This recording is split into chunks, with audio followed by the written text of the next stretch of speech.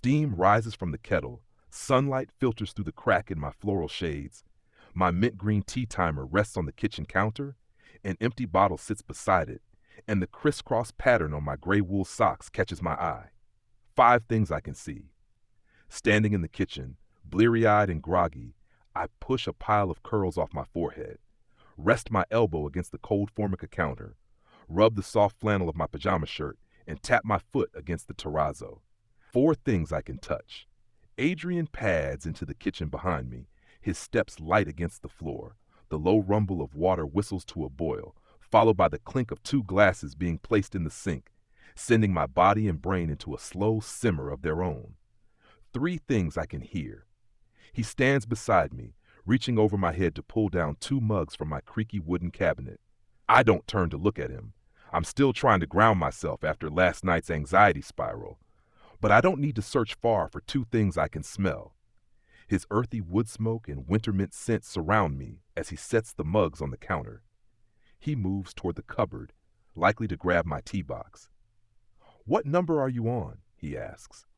The fact that he knows me well enough to recognize I'm in coping mechanism mode settles me another notch.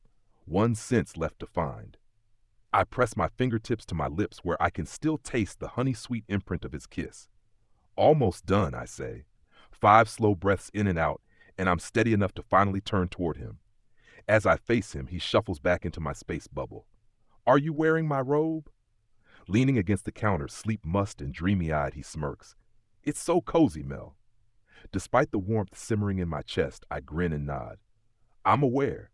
So are your slippers," he murmurs around a yawn, rubbing his right foot against my left. I glance down at my pale pink slippers, dotted with tiny strawberries. "I thought those looked familiar," I say. He dangles a tea bag in front of my nose, and I reach up to take it from him. I always smell my tea before settling it in my cup.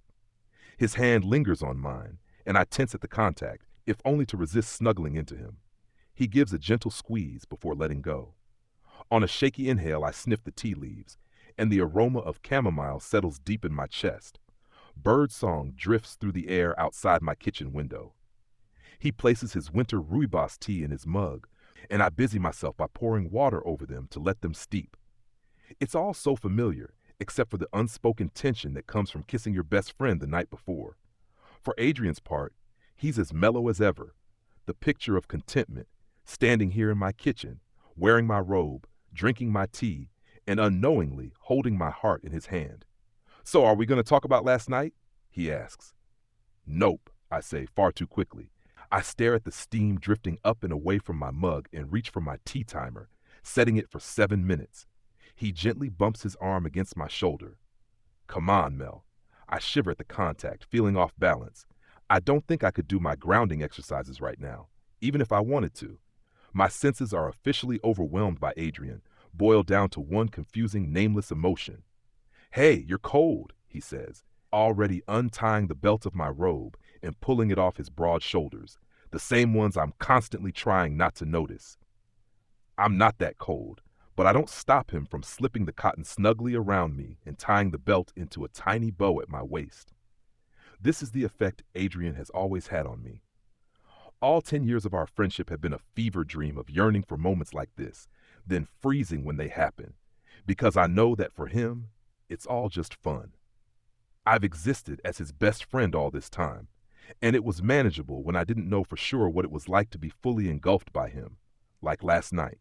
"Better?" he asks. Better isn't the word I'd use. It's borderline unbearable to feel so much at once like this. I mumble, steeping my tea bag just so I have something to do with my hands.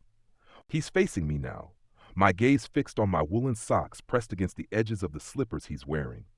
They must be at least 2 sizes too small for him. He tips my face up. Why can't we talk about it? Why not? Because I've spent years only daring to long for this, and now that it's happened, I don't know what to do. Somewhere between the 2 of us, getting back to my place after his sister's wedding last night, splitting the last of the cider from my fridge while sitting on my couch, laughing about how his impromptu joke flopped during his speech. My punch-drunk brain decided that one kiss would finally set me free from this constant ache to be closer to him. Except once he pulled me into his lap and our lips met, All I wanted was more. It took everything in me to stop it from going further once my brain caught up with my heart. Because that was part of the deal. Remember? I was your fake date to the wedding. We were pretending for one night. Now it's a new day. All night we joked about fake dating in glass slippers and his electric car turning into a pumpkin. When he pulled me close on the couch, I was giddy. We're still on a fake date until midnight, I'd said. In a whisper, he told me he'd wanted to kiss me all night. So there's nothing to talk about? Not even how you panicked and left me on your couch after we kissed? He asks, pulling me back to the present. With every tick of the tea timer, my brain supplies another reason why I'm terrified to have this conversation. What I'm most afraid to hear him say. It won't change things. It didn't mean anything. We can just go back to being friends. 10 years of avoiding this scenario, and I screw it up in one night. Please, Mel, say something. There's an unsteadiness to his voice that I'm not used to. And when I dare to meet his eyes, they're darker than their usual golden brown. Sweltering. His cheeks are flushed. His hand taps against the counter. There's something almost desperate about him right now. All his usual ease replaced by anxious energy. For all the times he's been by my side through anxiety and panic attacks, he deserves the same. For the first time, it strikes me that I'm not the only one who stands to lose something here. I'm terrified of what he might say, but the kiss was mutual, and it's not fair of me to hold back just to spare my own feelings at the expense of his, whatever they may be. He taps my forehead 3 times, the delicate touch setting me aflame. Please tell me what's brewing up here. Sometimes I think it can't just be me. Like, we've been on some sort of simmering precipice for almost as long as we've known each other. That might actually be what scares me the most. The idea that it could all change. That in the process of our relationship evolving, it falls apart instead.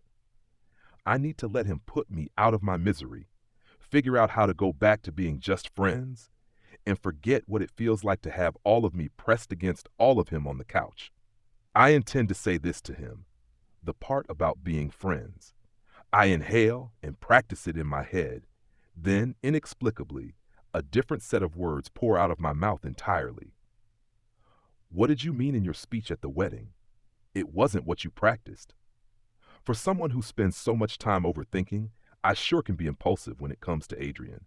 We'd laughed about it last night, how he went off script from the speech he'd been practicing all week, instead naming all the times he could tell his sister was in love with Quinn before she finally admitted it. Then he tried to finish with a joke, botched it, and just ended the speech with a toast to falling. He scratches at the back of his neck, backing up slightly. This time, it's him putting space between us. Not impressed with my improv, he says, voice strangled. It's strange to see Adrian, who is usually the rock, faltering under my gaze for once. It makes me feel braver. If you regret the kiss, please just tell me, I say. We can go back to the way things were, pretend it never happened, whatever you want. His eyes are Earl Grey now, and my heartbeat is in my throat. I don't. My chest splits in half, and a tear springs from my eye. Him not wanting to be friends anymore is exactly why I was afraid of this. I understand, I say. I never should have kissed you, knowing I was the only one with feelings. It doesn't have to ruin our friendship. Confusion passes over his features. 5 things I can see. His forehead wrinkles, his eyes soften again, green tea on a summer day, the smattering of freckles across the bridge of his nose, the tiny scar on his chin, pale cheeks flushed. Some sort of understanding seems to settle. He's figuring out I'm in love with him, and even in my worst nightmares about him rejecting me, it never felt this tragic. His hand closes over mine on the counter. He's trying to let me down easy, I'm sure. That's where you're wrong, Mel. My lips quiver. You don't want to stay friends? He shakes his head ruefully, thumb brushing over my knuckles, and takes a deep inhale of his own. The time we were at IHOP and the server spilled orange juice on my lap, and you laughed so hard that you knocked your iced tea over on yourself? I stare at him, disoriented by the long-ago memory. The night that woman from the dating app stood me up, and you met me at the bar, and we ended up singing karaoke until 2 a.m. A laugh escapes, even though I'm still wildly confused. You told the Lyft driver you were Prince reincarnated on the way home. He grins, looking more like himself again. Yesterday, when I picked you up to drive to the ceremony, and the second you saw me, you threw your arms around me and whispered, "Hey there, fake date," into my ear. My skin pricks. Our friendship really is perfect as is. He shakes his head. Nah, Mel.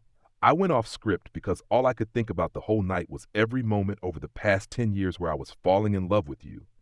I don't regret the kiss. You're not the only one with feelings. Tears are cascading down my cheeks now. And you just realized it last night during our fake date? He pulls me closer and I nestle into him until I'm flush against his chest. I've known it for a long, long time, he says into my hair. Why didn't you just tell me? He laughs and brushes a kiss to my forehead. You're not the only one who's allowed to be scared, you know. Relief stirs in my chest, then emanates.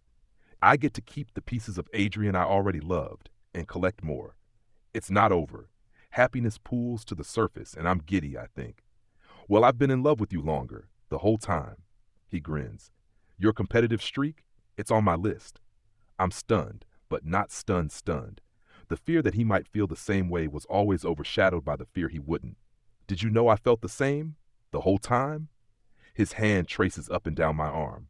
I had my suspicions, but I always knew I had to wait for the right time.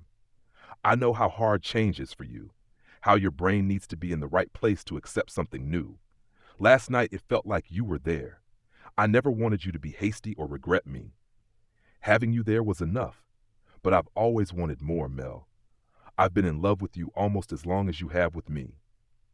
Almost, I repeat with a smile. He brushes my curls away from my face, holding my cheeks in his hands. When we kiss again, you're not going to try to hide from me? I slip my arms around his waist. No, I say. I may in fact ignite if I don't get closer to him right this second, for how long this feeling has been brewing. The tea timer chimes behind us. Tea is ready, he says. I smile, and warmth fills me to the brim. So am I.